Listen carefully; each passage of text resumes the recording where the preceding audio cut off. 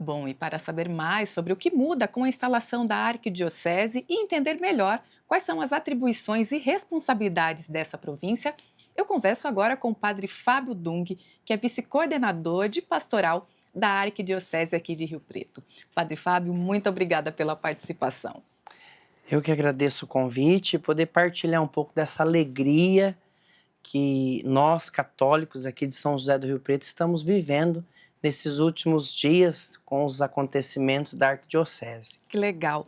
Padre, o que representa, do ponto de vista institucional, essa elevação da diocese à arquidiocese? O que muda? As responsabilidades aumentam? Há mudanças na gestão pastoral? A igreja em si, ela é distribuída pelo mundo e organizada, tem uma organização própria, que nós chamamos de dioceses, arquidioceses, aí entra paróquias, subregionais, províncias, então toda uma estrutura para levar o trabalho pastoral ou a proximidade a caminhar melhor. Nesse caso de São José do Rio Preto, já há muitos anos já vinha se tentando e fazendo talvez trabalhando para que se chegasse a esse ponto de arquidiocese. Por quê? Juridicamente falando, muda muita coisa? Não, o bispo, o arcebispo, ele é responsável de uma província, mas não responsável especificamente da diocese. Cada diocese tem seu bispo. Mas diante de uma situação ou outra que se refere à província, é o arcebispo que responde. Pastoralmente falando, também facilita, por quê? Porque se torna mais próximo, quer dizer, o nosso arcebispo era de Ribeirão Preto, essa província menor agora, que está Rio Preto, Votuporanga, Jales, Catanduva, Barretos, então a proximidade, né? Isso torna o trabalho pastoral aquilo que o Papa Francisco falava tanto da igreja sinodal, uma igreja do diálogo, da proximidade. Então, Rio Preto, entendendo um pouco isso, pastoralmente vai caminhar bem melhor. Tá certo. Padre, e como que vocês estão entendendo a importância dessa questão? Novo Papa Leão XIV assume e a primeira arquidiocese, né, que ele determina é justamente São José do Rio Preto. Qual que é a importância disso? Acredito eu, né, que talvez esse processo já estava bem que pronto ali, né? O Papa Leão, Adiantado, né? sim, na verdade, ele governando como bispo de Roma, então tudo que é no pontificado dele, então foi a primeira. Mas é um processo que já vinha sendo feito, elaborado, não foi algo que surgiu do nada. E o que é interessante é que quando eleva uma arquidiocese à arquidiocese, uma diocese à arquidiocese, a igreja reconhece a dimensão estrutural da cidade. Então, por exemplo, aqui nós imaginamos que São José do Rio Preto hoje, dentro do estado de São Paulo, é uma cidade que se desenvolveu muito, cresceu muito. Então, assim, ser uma arquidiocese é porque ali se entende que o município, a cidade, já é uma cidade muito grande, a ponto de ser uma estrutura de arquidiocese. Entendi, de ser um critério justamente para ser elevada à arquidiocese. Para você ter ideia, vamos pegar aqui, todas as arquidioceses do estado de São Paulo vêm de cidades que são bem desenvolvidas, Exato. pegando a grande São Paulo, né? Padre, explica pra gente como é que funciona. A própria diocese pode solicitar essa elevação ou essa é toda uma decisão e todo um trâmite que é feito lá na mais alta esfera? A diocese não é que ela pode solicitar. O bispo, por exemplo, se a gente pega a nossa província aqui, essa que foi criada agora, a maior cidade é São José do Rio Preto. Exato. Então, por exemplo, já desde a época do Dom Urani, quando ele chegou aqui, já se via a necessidade de criar uma arquidiocese por causa da distância. Então, é feito o pedido, é feita a consulta com os outros bispos da região. Então, não é algo assim que falar para você, a diocese pediu e o Papa deu. Não, foi feito um estudo, principalmente geográfico, no sentido de entender se aquela população comporta esse título que nós chamamos de arquidiocese. Entendi. Então, e olha, demorou mais de 20 anos. Então, assim, é um processo mesmo, né? Um estudo. Porque o arcebispo, por exemplo, é que também um bispo pode até acontecer isso, ele pode pedir até um bispo auxiliar, Olha só, né? Se ele quiser pedir, ele tem esse direito, pedir um bispo para ajudar, imaginando que aqui a a dimensão distância, né? é grande. Ô padre, e há algumas mudanças de nomenclatura e também estruturais? Por exemplo, a catedral também modifica o nome, né? Como é que funciona Tudo isso? muda. Os documentos todos mudam, porque já não vai se usar mais a palavra diocese. Então é catedral arquidiocesana, tudo que você vai... O tribunal no qual eu trabalho Participa. também já se usa, né? Tribunal que era agora é arquidiocesano. Então esse nome muda. Isso é um título que não se tira. A partir do momento da criação, que foi instalado, isso já não se muda mais. A catedral, na verdade, é um processo, ela vai passar por um processo de Revitalização. revitalização, porque a gente entende que talvez no tempo que ela foi construída, e que você sabe, conhece a história de Rio Preto, você já sabe das críticas que teve a respeito dessa catedral. Exatamente, do formato da Pois é, arquitetura, que era né? uma igreja histórica, que o povo amava. Mas naquele período, naquele contexto, foi o que se tinha, não tinha como fazer de outro jeito, né? Mas hoje, com a questão da modernidade, da arquitetura, então chamou alguns engenheiros que têm olhado, visto, e também por entender que agora, como arquidiocese, ter uma catedral, né, metropolitana no sentido assim, de força, né? Então a catedral vai passar por essa reforma. Padre, eu queria que o senhor falasse um pouquinho. O nosso arcebispo não pôde estar aqui no momento, mas se ele já conversou com vocês e qual que como que ele quer nortear, né, esse novo trabalho, esse trabalho como arcebispo? Quais são os pilares desse trabalho? O Dom Vilar, ele é um bispo, agora arcebispo, muito próximo de todo o povo, de nós, dos leigos. O Dom Vilar, ele é talvez aquilo que o Papa tanto falava, o Francisco, né?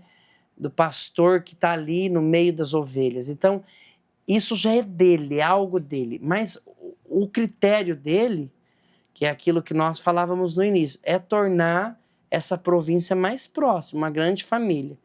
Barretos, Catanduva, Jales, Votuporanga, é tornar uma grande família, porque nós estamos dentro de um espaço territorial, a questão cultural é bem dizer a mesma, né? Esse pedacinho nosso aqui.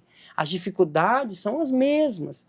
Então não é uma igreja separada Da sociedade, da sociedade, né? Então é entender que o projeto tem que caminhar junto. Então eu acredito que o desejo do coração do Dom Vilar é criar essa proximidade entre eles mesmo, os bispos da província e as próprias dioceses.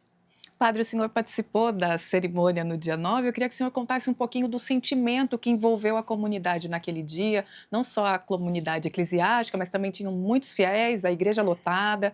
Qual que era o sentimento que tocava a comunidade naquele momento? Eu estou com 42 anos de idade, 17 anos de padre, e eu vou falar para você, de tantas celebrações que a gente participou já ao longo desses anos na catedral, eu nunca tinha visto a catedral tão cheia e com tantos sacerdotes, uma missa importante, festiva, alegre.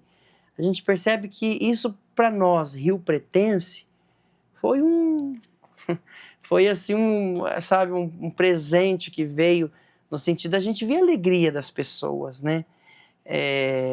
Isso, e claro que reconhecer Rio Preto com uma estrutura, como uma cidade que cresceu, reconhecer a diocese como uma diocese que está preparada para ser uma arquidiocese, isso enche o nosso coração de alegria, né?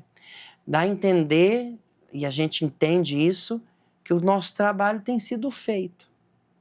E a igreja, daqui, a nossa diocese, agora a arquidiocese vai completar 100 anos, então ao longo desses 100 anos, quantas coisas foram realizadas, né? Então, isso tudo a gente vê que a história ela vai concretizando e ela vai, dentro do tempo, do espaço, ela vai deixando as suas marcas, e essa arquidiocese foi uma marca, né? 2025 não será esquecido nunca mais, nesse sentido, dentro da história de São José do Rio Preto. Padre, pensando no dia a dia, Há missas ou liturgias especiais a serem cumpridas por agora sermos uma arquidiocese? Como fica o calendário anual das paróquias? Isso se mantém o mesmo? Isso não muda nada. O que muda talvez é um pouco a agenda do próprio bispo, talvez de alguém, diante de alguma situação ou outra, da própria província, mas a agenda pastoral nossa, o que pode mudar é que muitos eventos que eram feitos em Ribeirão Preto, encontros de formação, tal, vim para São José do Rio Passam a ser Preto. feitos aqui agora. Mas paroquial falando, a questão da paróquia não muda. E os próximos passos aí, projetos que vocês querem colocar, implementar, decisões, o que são os primeiros passos dessa recém-criada arquidiocese? Eu acho que o primeiro passo já foi feito, que é essa questão meio que estrutural. Então, tem a estrutura, tem o prédio, temos o centro de pastoral, agora a própria arquidiocese está projetando de construir um centro de pastoral, além do que já tem, né, uma cúria, isso está ainda em estudo, análise, né, mas a própria diocese, ela tem dado passos nesse sentido mesmo, de tentar estruturar o físico para que possa responder aos trabalhos, né? trabalhos da arquidiocese, né? Padre, o senhor acredita que esse tipo de situação, dessa situação importante, dessa elevação à arquidiocese, se reflete de alguma forma, por exemplo, na questão vocacional, de termos mais pessoas religiosas se aproximando da igreja, ou até mesmo um aquecimento da permanência dos fiéis? Como o senhor vê isso? Então, eu acho que é interessante porque eu vi que o censo, há pouco tempo atrás, saiu e talvez fala de um número de católico que veio caindo ao longo da história. Só que a gente tem percebido, e talvez isso é uma questão meio que cultural, que nesses últimos anos tem voltado muita gente para a igreja. Pessoas que talvez num período deixou porque teve aquela questão do pentecostalismo no Brasil, do protestantismo, mas eu percebo que isso estabilizou. Eu, como padre, por exemplo, eu falo para você que esse ano mesmo atendi várias pessoas que, fiquei 12, 15, 20 anos, estou voltando. Então, acho que é uma questão assim, a Igreja Católica, ela transmite talvez essa segurança no sentido assim, 2000 anos, não é uma história que faz isso daqui. Ela caminha nas estradas de Jesus, não é questão de altos e baixos. O Cristo dá esse equilíbrio e a igreja ela caminha nesse equilíbrio. Então, o que eu sinto? Que muitas vezes a gente vai no entusiasmo, mas o entusiasmo passa. Você volta para aquilo que é estável, que é o equilíbrio. Então, eu tenho sentido muito isso. Agora, por outro lado, eu vi assim, olha, cria-se arquidiocese por causa do número de católicos que cai. Não tem nada a ver uma coisa com outra. Nada.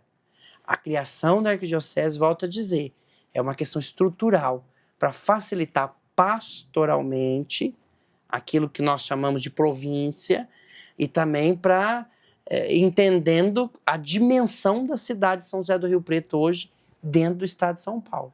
Tá certo. Padre Fábio, muito obrigada pelas explicações, pela participação. O senhor quer deixar um recado final para quem está nos assistindo, conhecer os trabalhos realizados agora pela Arquidiocese? Pois é.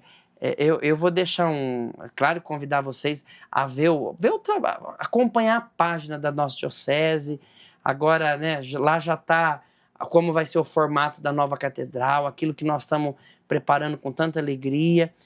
Mas também já aproveitar, eu sou pároco lá da Basílica e eu quero aproveitar para fazer um convite. Posso? Claro. Hoje nós teremos nossa festa lá, um arraiá, que é em prol da construção do telhado da igreja. Então, você que está acompanhando nós aqui, né, vai participar conosco lá, né, a partir das 19 horas. Tá certo. Muito obrigado. Falamos com o Padre Dung, que ele é Fábio Dung, vice-coordenador da Pastoral da Arquidiocese aqui de São José do Rio Preto. Muito obrigada mais uma vez.